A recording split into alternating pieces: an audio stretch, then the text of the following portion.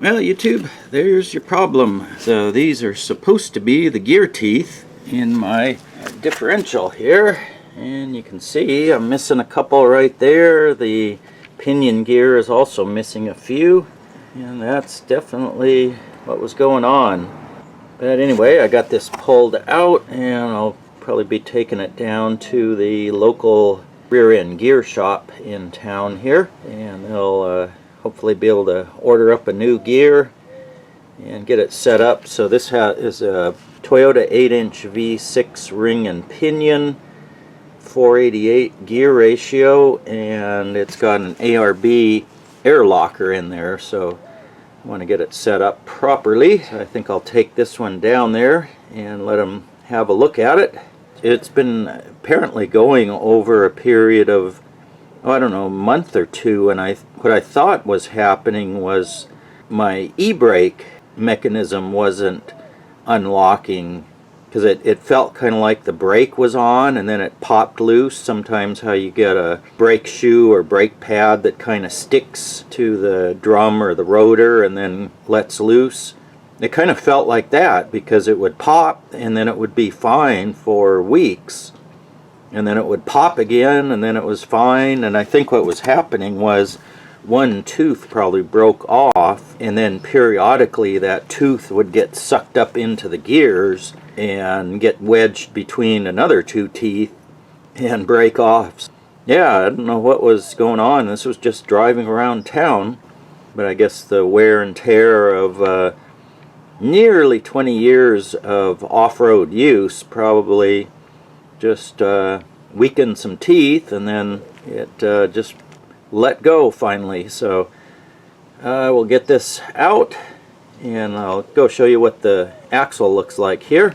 I've got my hubs and axle shaft shoved back in. I still need to put on the locking flanges and whatnot, because I'll probably have to drive around for a few days, maybe 4 or 5 days, while the gears get fixed and I get a chance to work on this. So what I'm going to do is just seal that up. Problem is we're supposed to have some rain in the meantime, so I want to get this watertight and make sure none of the grease leaks out of the bearings. So I'll just put everything back on temporarily, and then over here I've got my used third member I purchased from someone. Right now it's totally trashed inside. It's all rusty and the pinion bearings are shot, and I just want to put that in there to fill the hole so it doesn't get full of water when I drive around.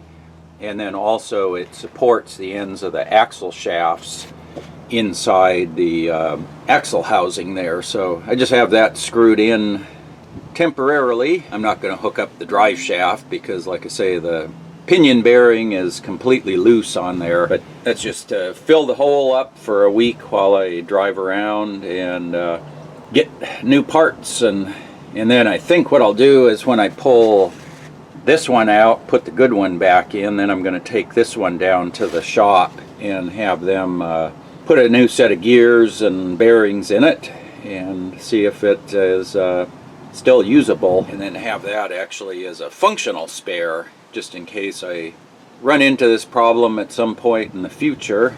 So anyway, there is the axle back into almost running condition. I just have to get get my hubs put back on and sealed up a little bit, and we're ready to go around driving. So I just have the front drive shaft in and the front hubs locked, and driving in front wheel drive. Anyway, I wanted to show you the busted gears. It was definitely that, kind of troubleshot my way back to where that was the only thing left, just the hardest bit of the system to get to, and that was, unfortunately, it's also probably the most expensive to repair. But anyway, I know what the problem is. I'll take it into the shop and hopefully they'll have it fixed up later this week.